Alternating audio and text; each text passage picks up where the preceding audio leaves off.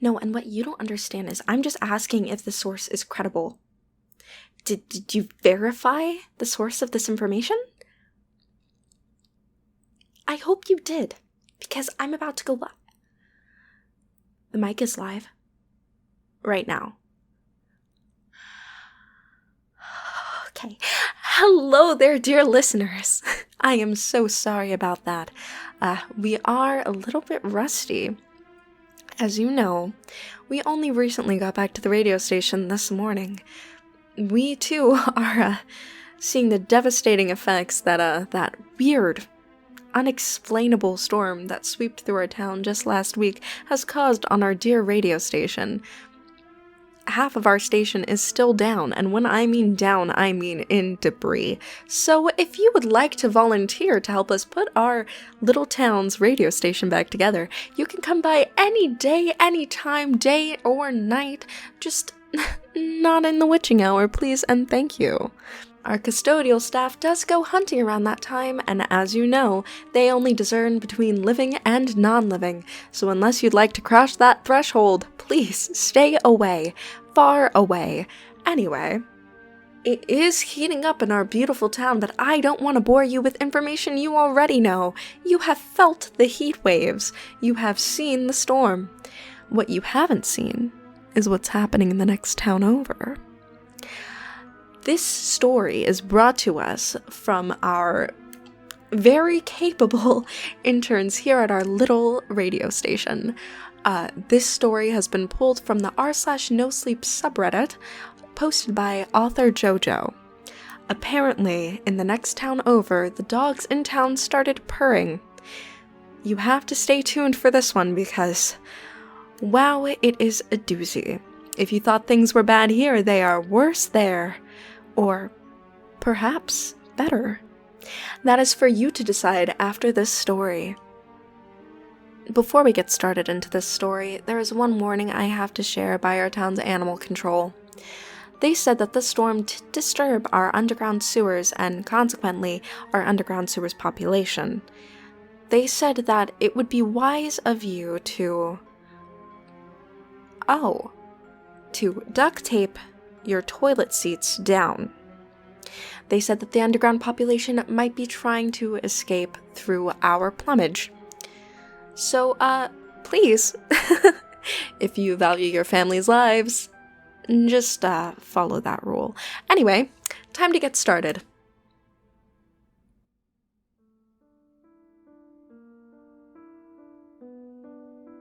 I never saw my small town as a place with any kind of dark secret. You always hear stories about rampant murders or claims of black magic, but those kinds of rumors never circulated here. The town was boring to a fault when I was younger. There never seemed like there was much going on. All aspects of the town were mundane.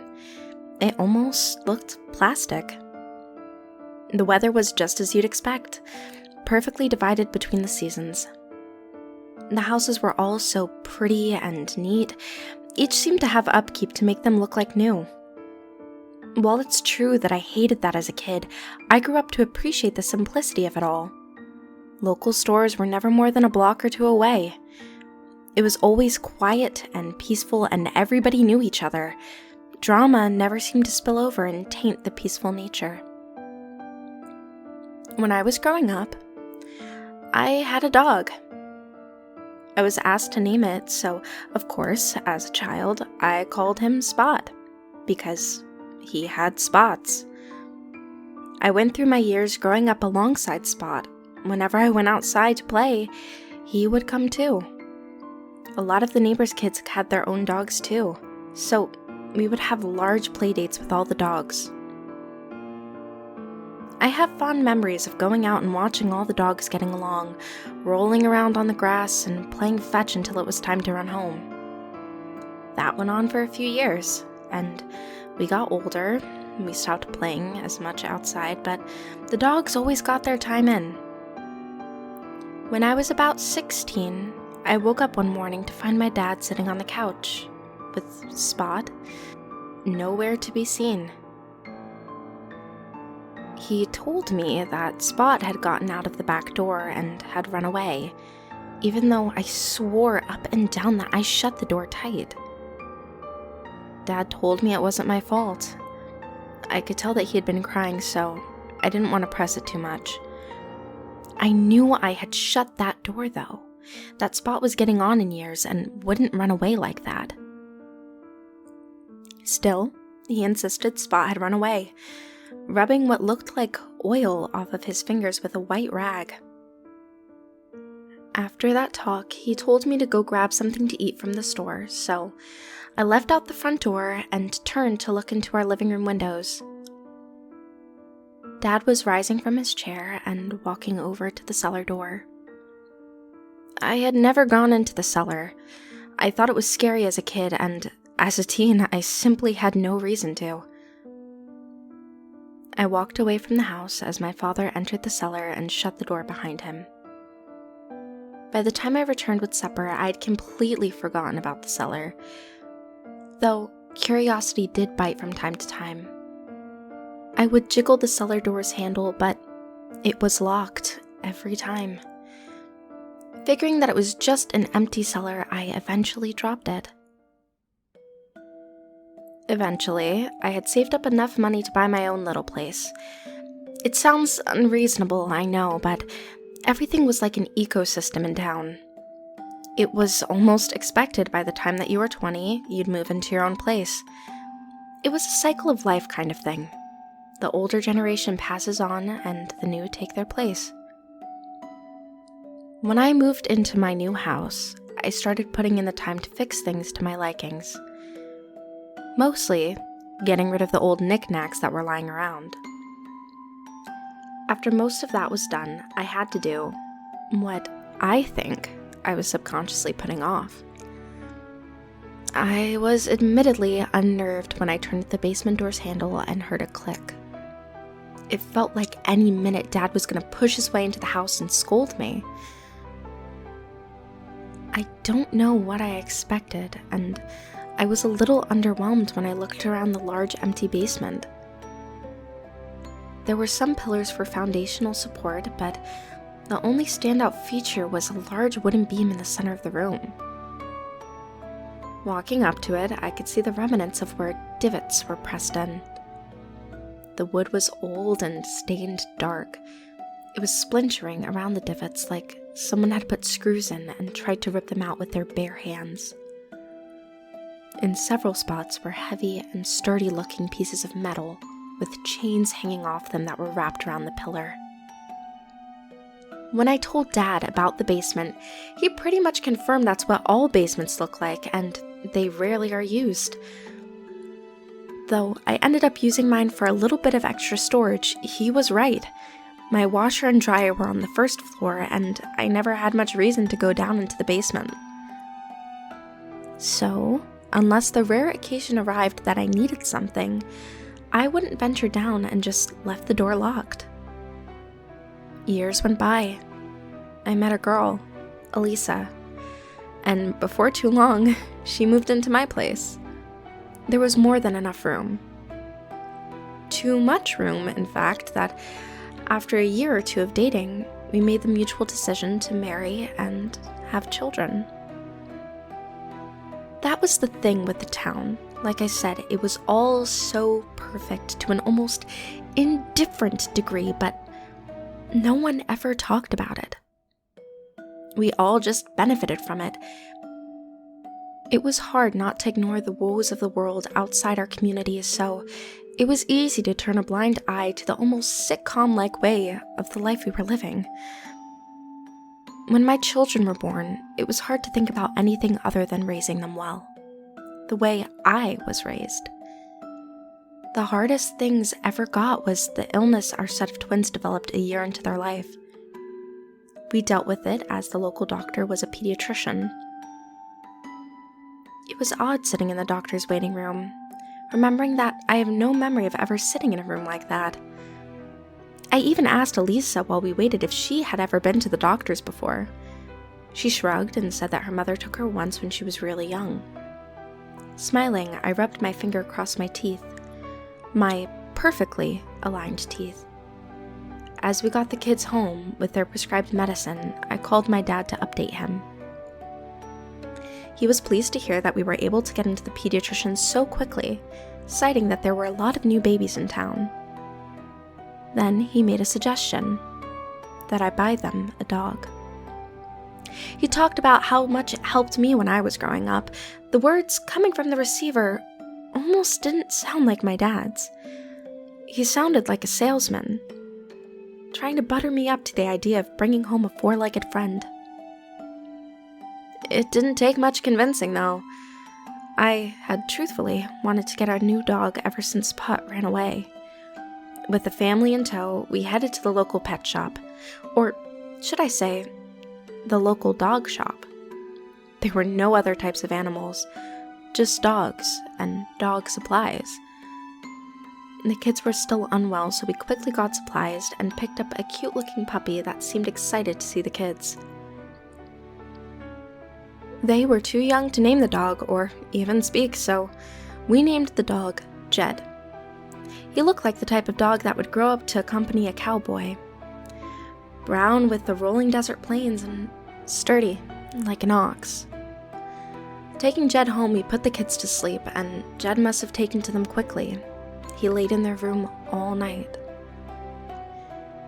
Every night, Jed would watch over the kids, and over time, their condition started improving, and they returned to pristine health.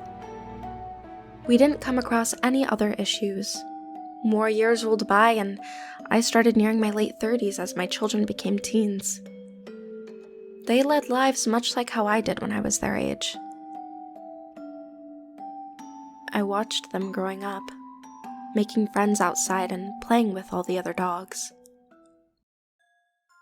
I never even questioned how similar in ages all the children in town were, all within a year of each other. Not to mention, all of them had dogs. I figured, if anything, it was just how the cycle worked in our little town. Everything synced up like that. Jed grew into a real beast of a dog. As friendly and gentle as they come, but he was a mountain of muscle and flesh. Never once did he become aggressive towards anyone in the town, even when the kids got a little too rough with them. Jed was a real good boy. I hadn't known for a long time just how much Jed did for me and my family. He was as healthy as a bull, so I got concerned when around my children's 16th birthday, he seemed to fall ill. It's true that 16 to 17 is a good lifespan for dogs, but it was just such a stark contrast. One day he was running around happy. The next, he was lying by the basement door, his body raising from labored breathing. There wasn't a vet near the town. It would be over a day's worth of driving until we found the closest one. Kneeling over, I placed my hand on Jed's chest and felt something I wasn't expecting. Under his brown fur, I felt a soft and consistent vibration, like the humming of a motor just beneath his flesh. We had Jeff for over a dozen years, and suffice it to say, I was taken aback by feeling his body creating something it never had before. I called Elisa over, and she placed her hand on Jed. I could see in her face that she was confused too. "It's like he's purring," she said, looking over at me with that puzzled expression. While the local pet store only had dogs, I got interested in animals as a kid and how cats would purr for several reasons, but I was under the impression that dogs didn't. Something almost primal in the back of my head was telling me something wasn't right. I asked Elisa to keep an eye on the dog while I headed next door. Walking up the neighbor's house, I saw their dog lying on the porch in a similar state to Jed. Our neighbors were sitting with the door. They offered me a glance, and I could see a veil of curiosity in their eyes. "She's like vibrating," my neighbor said, looking back down at the dog. I confirmed that Jed was doing the same thing, citing that it might have something to do with the heat. As soon as I started to walk away, I stopped myself and turned back to the house, asking how old the dog was. "Around 16 to 17, he replied, and I peered at my own house for a moment before thanking him and walking away.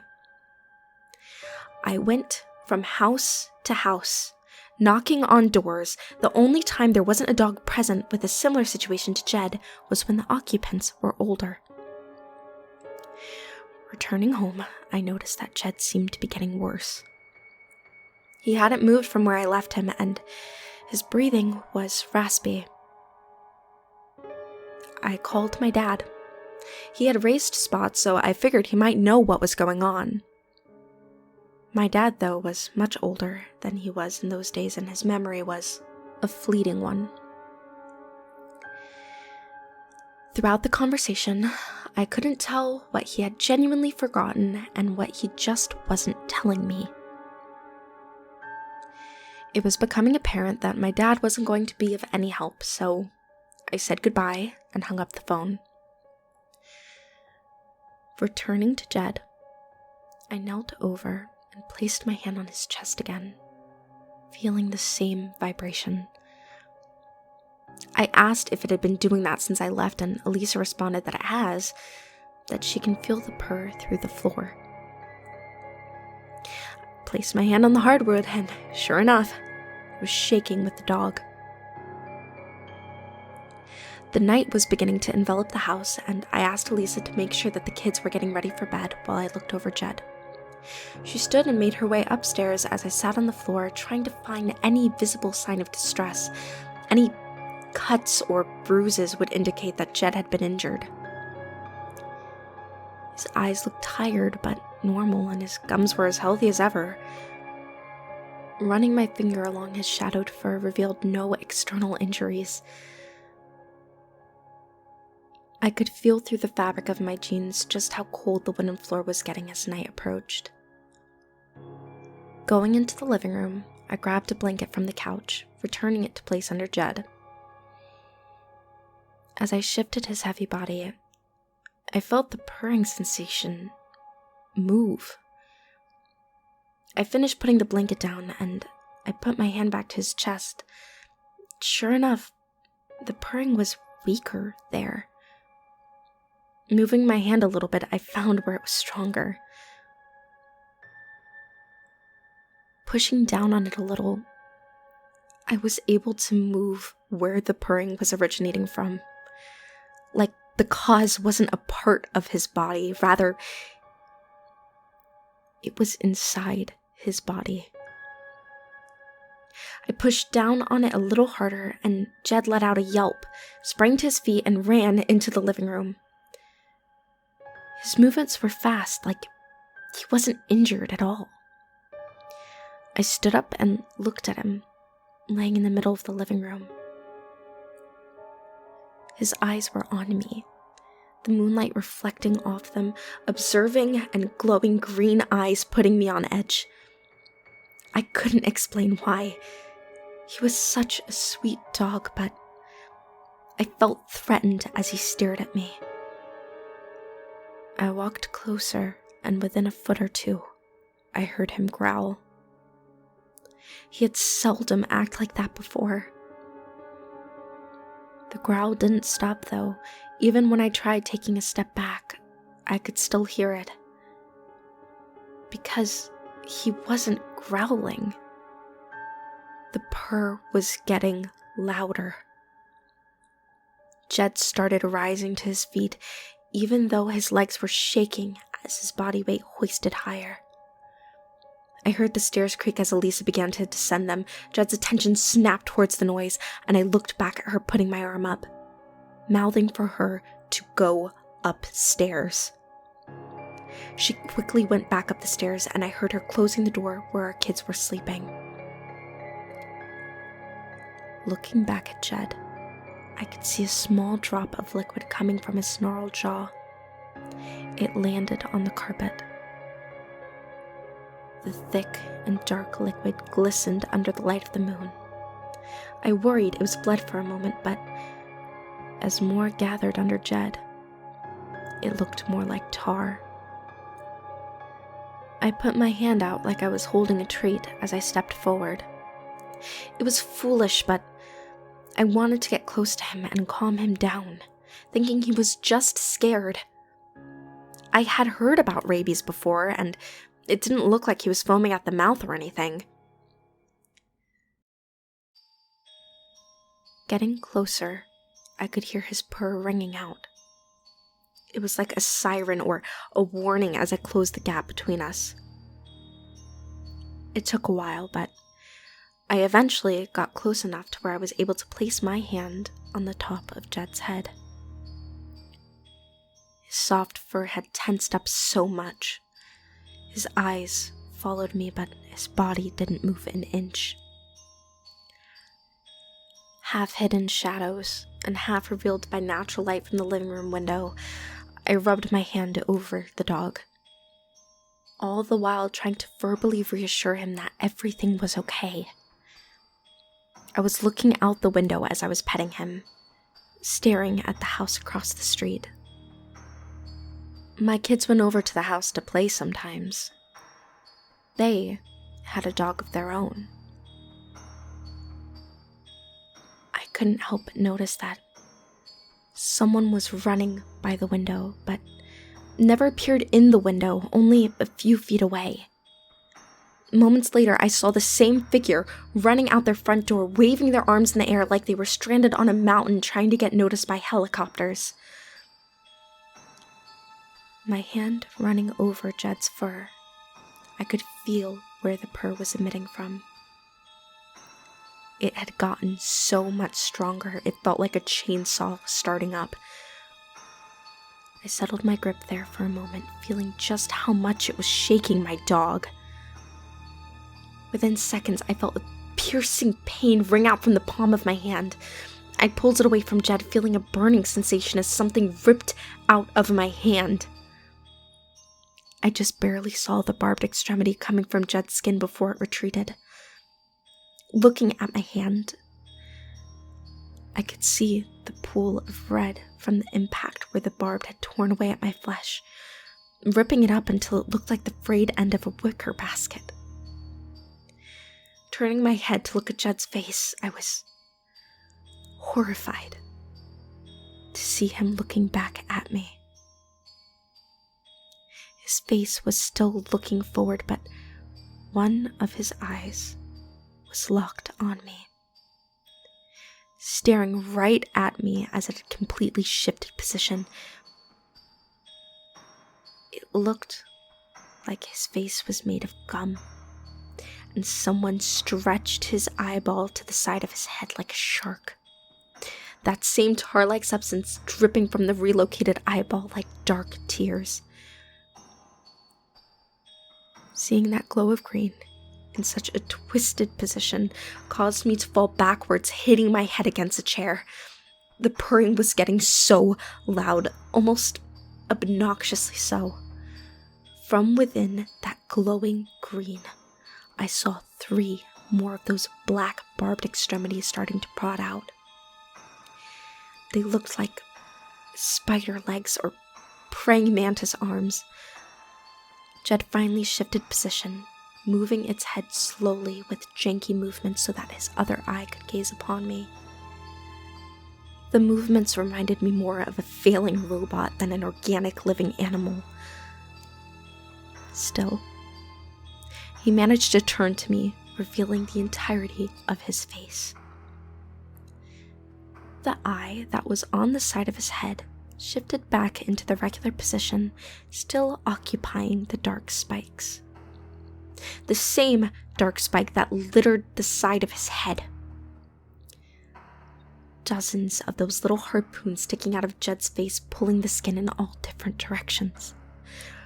I let out a stream of expletives as I rose to my feet and started trying to back away from the massive dog. With the same robotic movements, Jed took a step forward. It looked as if he was fighting with whatever was inside him. The purr, a constant clicking, had gotten so bad I felt like I needed to cover my ears, but I didn't have time to do anything other than run. Jed started lunging forward. He was a fast and powerful dog. The only reason I was able to get away from his assault was the wonky way the thing piloted the dog. Jed's limbs oftentimes failed to even make contact with the ground as they twisted and bent unnaturally. Running into the kitchen, I could hear Jed following behind. I figured he would have a harder time running on the tiled kitchen floor with less friction. Sure enough, I heard the mountain of meat slip and desperately tried to get a foot on the cold and smooth floor. I turned around to see the skin on Jed's belly begin to bubble until two much larger extremities pushed out, spilling the sludge onto the white floor. They were almost as large as Jed's legs and shot into the floor, piercing it. It was hard to hold the contents of my stomach in while watching the display of those things puncture the floor and using the support to drag my dog's body towards me. Like a slug, it left a trail of dark goo behind its advance towards me. The beast crawling towards me was no longer my dog. The thing was no longer Judd. I thought about Spot for a moment. About how all the time I'd spent with him, how perfect my life was growing up, and how just one day, Spot wasn't around anymore. I thought about the basement. Jed's legs stiffened up, and the two larger structures coming from his side pushed until the body was upright again. I could see bumps all over his legs, like there were hundreds of those little feelers stuffed into it to puppet the dog. I got a good look into Jed's eyes as his body was being propped upright. I could tell just by looking into them that Jed was long gone. I only hoped that the last thing he felt was me petting him and telling him it was going to be okay. With more control, the body lunged at me again, and my strategy backfired when my attempt to retreat caused my socks to slip on the floor. I was sent to the floor, landing hard on my backside. Before I could process the pain, the beast was already on top of me. It opened Jed's mouth, spilling that dark liquid onto my shirt. It was uncomfortably warm, but the least of my worries. I could see from within the wide open maw, those dark harpoons poking out. They reached from the collection of tar that was in the back of its throat. The thing was much stronger than me, and when I tried to put my hands on its neck to push it back, all I got were those feelers puncturing my hands again. I screamed in agony, seeing the structures going clean through my hands, knowing what removing them was going to feel like. The purr was making the harpoons vibrate and rattle my hand, extending into my body. Just as the thing was getting close enough to my face that the barbed structures could reach my face, it yelped. The large body was thrown off of me and slid against the smooth floor. I could feel each barb ripping away at me. Blood and tar spilled on my chest. It was like I was clutching fistfuls of red-hot coals. Looking up, I saw what had caused the dog's body to move like that. My wife offered me a wide-eyed glance, clutching a baseball bat like it was bolted to her hands. The purr was getting better at controlling Jed's body. Getting back to its feet much faster than the last time, it started lunging again when it met with another quick swing from the baseball bat. Elisa was going for home runs only. There was a thick smacking of wood against flesh that audibly overpowered the purr for a moment. I watched with a mixture of amazement and horror as groups of feelers poked out from the side of Judd's head opposite of the bat's impact. It was like the thing was mitigating the impact by allowing the feelers to follow through. Then they all zipped back into the dog's body. The basement, she howled at me. I had completely forgotten. As I turned to run, feeling the heat from my hands running all through my body, I heard a stumbling behind me. Quickly realizing I had volunteered to be bait, it was running much faster than before, but adrenaline was taking over and I booked it through the house. Running around the house, I turned the corner to see Elisa standing by the basement door. She had already unlocked and opened it a bit. Stepping forward, I started opening the door as I ran by her. Her arms already committing to a swing that could take my head off as she pounded into the side of the dog's head once more. It sounded like thunder rumbled through the house as the impact was made, and the purr whined out. Its body started bending and lurching into the doorway of the basement, but once again, those feelers appeared to neutralize the impact. If so many were outside of the body trying to resist the impact, though, less must have been inside of the thing, making it more vulnerable. I couldn't ball my fist without nearly blacking out from pain, so I quickly positioned myself and kicked it in the chest. A few feelers were able to pierce the bottom of my feet, but it wasn't enough to keep it from tumbling down the stairs. We could see several of the larger structures trying to get a grip on its surroundings as its heavy frame tumbled down the steps, but it couldn't get a good brace. The thing's body hitting the cement at the bottom with a wet smack. I told Elisa about the pillar downstairs, that it had chains around it that she needed to unwrap. Without hesitation, she bounded down the steps and leaped over the frame of our old dog laying at the bottom. The sound of metal rattling against wood and concrete barely made it to my ears over the purring. Ignoring the pain in my foot, I made my way down the steps as quickly as I could. The dog's body started twisting more, cracking its head back so that it could look up at me, offering a whine. It sounded just like when Judd was waiting for his dinner. Just like him. Like the monstrosity thought that it could somehow trick sympathy out of me. It could feel the feelers moving around, manipulating Judd's body. All it did was make me angry. When it sensed I wasn't going to be fooled, the body contorted back to normal and set its sights on the person still fumbling with the chains. It was injured though, and with the damage, Judd's body sustained it and was moving slower. As it moved though, more and more of feelers reached out from every angle, like the thing was getting ready to leave Judd's body completely, ready to take on its own shape and run rampant through the town, to our children. As it shambled further into the basement, I reached out to the bottom to see Elisa with her back against the pillar. She had released the baseball bat and was clutching a clump of chains that were just barely visible as she held them behind her back. It picked up speed, trying to get her, and as it got close to the pillar, she moved aside and ran around it. The chain wrapped around its back, and as she went for another pass around the pillar, pulling the chain tight, one of the harpoons shot out and managed to spear her through the leg.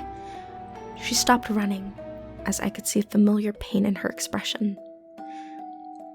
There was still too much slack in the chain, and the thing started to pull away from the pillar. Feeling an indescribable screaming of nerves wreak havoc in my brain, I laced my fingers around the bat and gripped. Bringing my arms down, I hammered the area of the body where the feeler was prodding out. It snapped in two with the turning of my arms.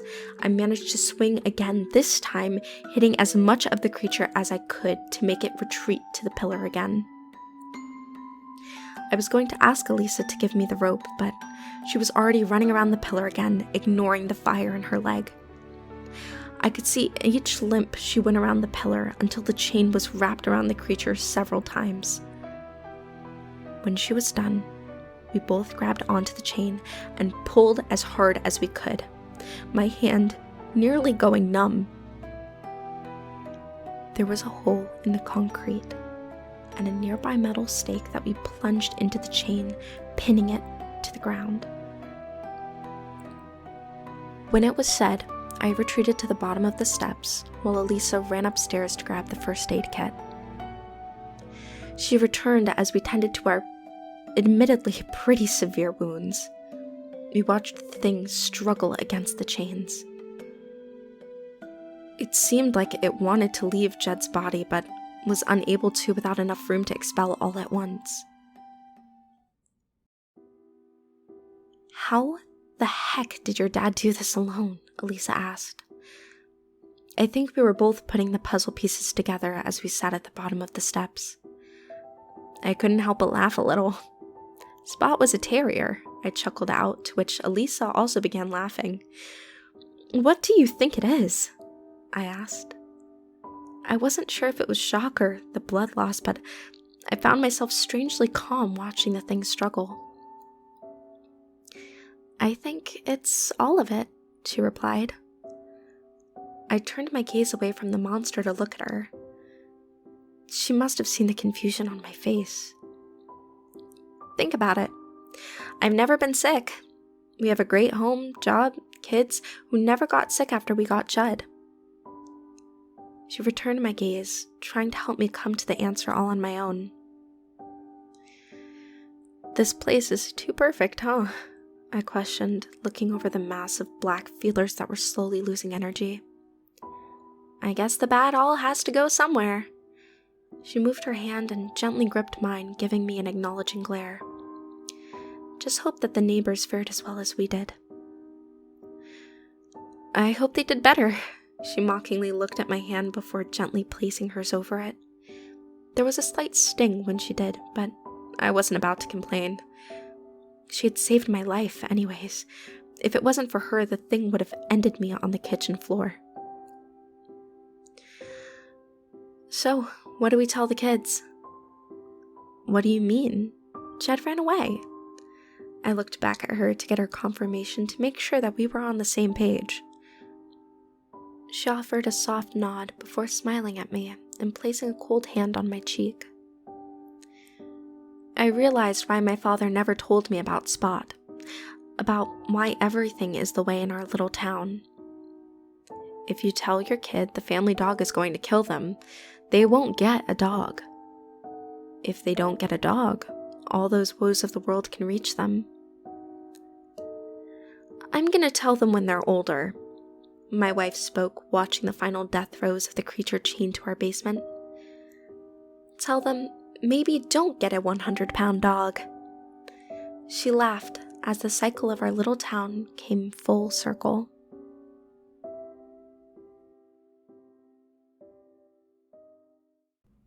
Wow, I mean, just when I thought we had it bad in our community, you read about the other community and you're like, gee, they should move over here.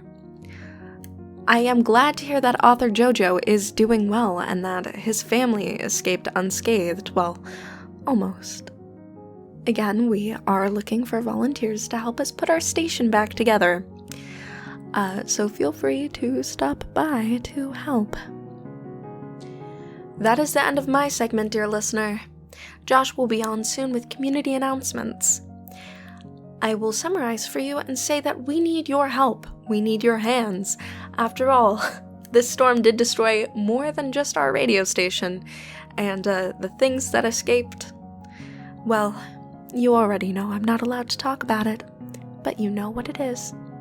So please, if you have a shotgun, any kind of taser, or just a hammer and a few nails, your help could go a long, long way. This is Sick, signing off.